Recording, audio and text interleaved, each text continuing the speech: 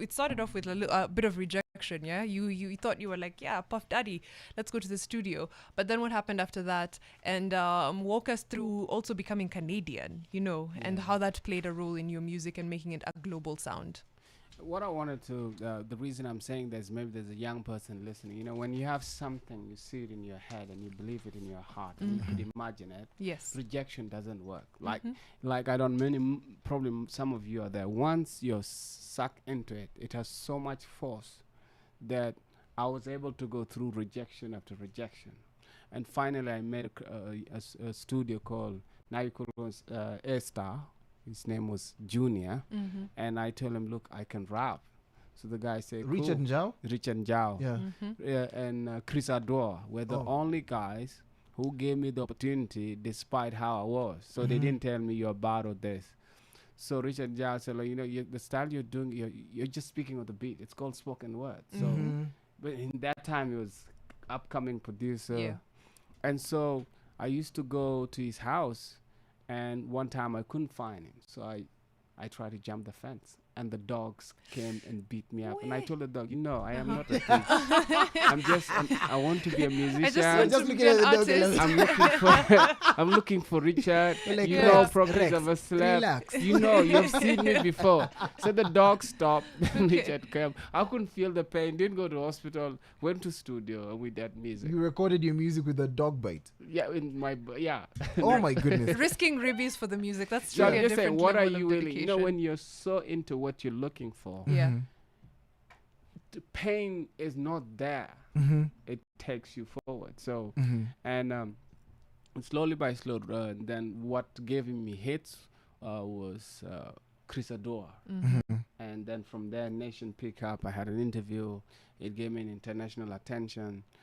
Press, New York Times, BBC. And then from there, that's it. The sky is the limit. I went for one show performing at Live Aid, and since then, I never turned back. You never turned back. And that also gave rise to you helping artists. It's something that you've always done. You started Gatwich Productions, which is something that gave rise to notable names like Giuliani. Just talk to us about why you're really passionate about helping people. You have the option of, I got into trouble, saved myself, and I'm out.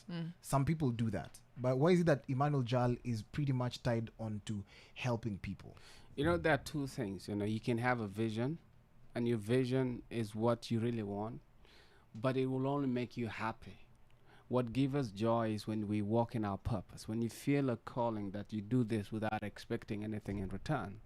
In my life, there are people who plan their life and rescued me. And then I could say, for an example, we had in a battlefield, and this time we're losing and we ran.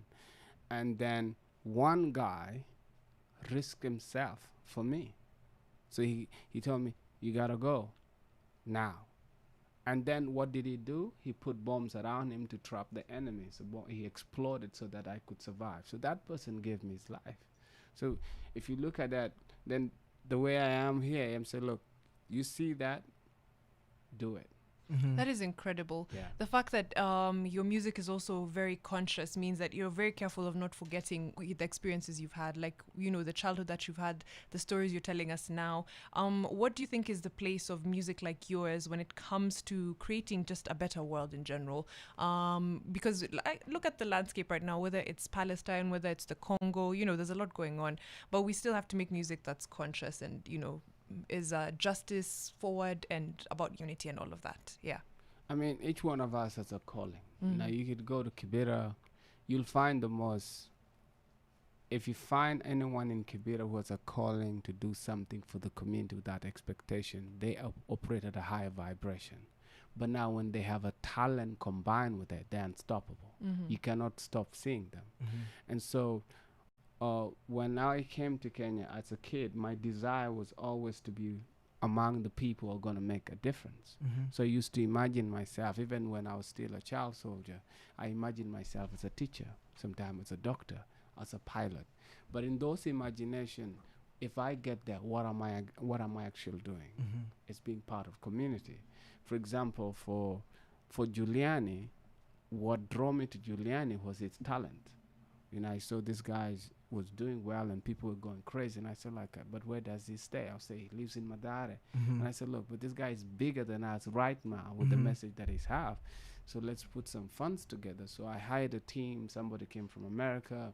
Then we got a local team, a PR team. So we spent like a year Mhm. doing a proper way in which you can promote an artist. Mhm. Yeah. And then Giuliani just Yeah, exploded. he took off. Yeah. Yeah. He took And off. he actually That's- speaks very well of you. Every Mm. time I meet him, he says good things about you. So thank you so much for that, man. And even in, he was saying, you know, you build people and you give them wings and then you let them Let them fly. be, yeah. Yeah. We're